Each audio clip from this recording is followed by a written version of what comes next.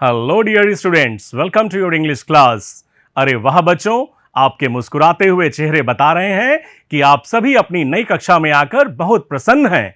और हो भी क्यों ना, नई कक्षा, नई पुस्तकें और सीखने के नए नए अवसर। अच्छा बच्चों, ये बताइए कि जब कभी आपसे कोई गलती हो जाती है या आप किसी काम में असफल हो जाते हैं तो आप क्या चाहते हैं, क्या सोचते हैं? बिल्कुल सही। आप चाहते हैं एक अवसर, एक मौका अपनी गलती को सुधारने के लिए। आप चाहते हैं एक अवसर अपनी असफलता को सफलता में बदलने के लिए। बच्चों, आपकी इंग्लिश विषय की पाठ्य पुस्तक इंग्लिश रीडर 3 के पहले पाठ का नाम भी तो यही है, अनदर चांस, मतलब एक और अवसर या एक और मौका। This poem is written by Helen Steiner Rice. यह कविता हेलेन स्टाइनर राइस के द्वारा लिखी गई है। आइए बच्चों, अब हम इस कविता को पढ़ते हैं। How often we wish for an other chance to make a fresh beginning, a chance to blot out our mistakes and change failure into winning. It does not take a new day to make a brand new start. It only takes a deep desire to try with all our heart to live a little better and to always be forgiving and to add a little sunshine to the world in which we are living. So never give up in despair and think you are through. For there is always a tomorrow and the hope of starting anew. बच्चों, अब हम इस कविता का अर्थ समझते हुए इस कविता को पुनः पढ़ेंगे। आइए इस कविता को पुनः पढ़ते हैं। How often we wish for another chance to make a fresh beginning. एक नई शुरुआत करने के लिए हम कितनी बार एक और अवसर की इच्छा करते हैं। A chance to blot out our mistakes and change failure into winning.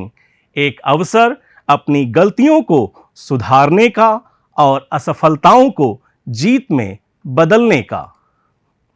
It does not take a new day to make a brand new start.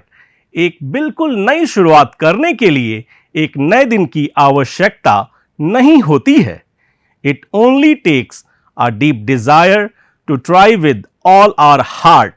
पूरे दिल से प्रयास करने के लिए केवल एक तीव्र इच्छा की आवश्यकता होती है। So never give up in despair and think you are through. इसलिए निराशा में कभी हार मत मानो और सोचो कि तुम सफल हो गए। For there's always a tomorrow and the hope of starting anew. क्योंकि हमेशा एक नया कल होता है और एक नई शुरुआत करने की आशा होती है। To live a little better and to always be forgiving. हमें आवश्यकता है पहले से थोड़ा बेहतर जीवन की और सदैव क्षमाशील होने की। And to add a little sunshine to the world in which we are living. और थोड़ी सूर्य के समान चमक लाने की उस संसार में जिसमें हम रह रहे हैं। आइए बच्चों, अब हम इस पाठ में आए हुए कुछ नए शब्दों और उनके अर्थ को जानते हैं। आप यहां पर देख सकते हैं, ऑफन अक्सर, अनदर चांस एक और मौका, मिस्टेक गलती, डिजायर इच्छा, डेस्पेयर निराशा, फेलियर असफलता, ब्लॉट आउट मिटाना या सुधारना, होप उम्मीद या आशा। बच्चों, अब बारी है इस पाठ पर आधारित प्रश्नों के उत्तर देने की। ये रहा पहला प्रश्न।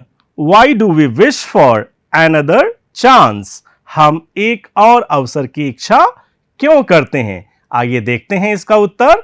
We wish for another chance to blot out our mistakes and to make a fresh beginning. हम अपनी गलतियों को सुधारने के लिए तथा एक नई शुरुआत करने के लिए एक और अवसर की इच्छा करते हैं।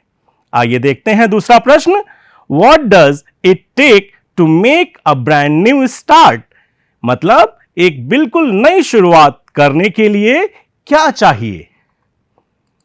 We should have a deep desire to try with all our heart in order to make a brand new start, एक बिल्कुल नई शुरुआत करने के लिए हमें पूरे दिल से प्रयास करने की तीव्र इच्छा चाहिए। अब देखते हैं तीसरा प्रश्न, why should we never give up in despair, मतलब हमें निराशा में कभी हार क्यों नहीं माननी चाहिए। इसका उत्तर है we should never give up in despair because there is always a tomorrow and the hope of starting a new. हमें निराशा में कभी हार नहीं माननी चाहिए क्योंकि हमेशा एक नया कल होता है और एक नई शुरुआत करने की आशा होती है। अब देखते हैं चौथा और अंतिम प्रश्न, what lesson do we learn from the poem, मतलब इस कविता से हमें क्या शिक्षा मिलती है। इसका उत्तर है we learn from this poem that we should never give up in despair and try with all our heart to change failure into success. इस कविता से हमें यह शिक्षा मिलती है कि हमें कभी निराशा में हिम्मत नहीं हारनी चाहिए और असफलताओं को सफलताओं में बदलने के लिए पूरे दिल से प्रयास करना चाहिए। आशा करता हूं नई उम्मीद और सकारात्मक विचारों से भरी हुई यह कविता आप सभी को पसंद आई होगी। अब बारी होमवर्क की। Match the following to complete the lines of the poem. Column A और कॉलम बी में कविता की लाइनें दी गई हैं, इनको मिलाकर के आपको कविता पूरी करनी है। फिर मिलेंगे नए टॉपिक के साथ में, और तब तक आप इंग्लिश सीखने और बोलने का सिलसिला यूं ही जारी रखेंगे। Thank you.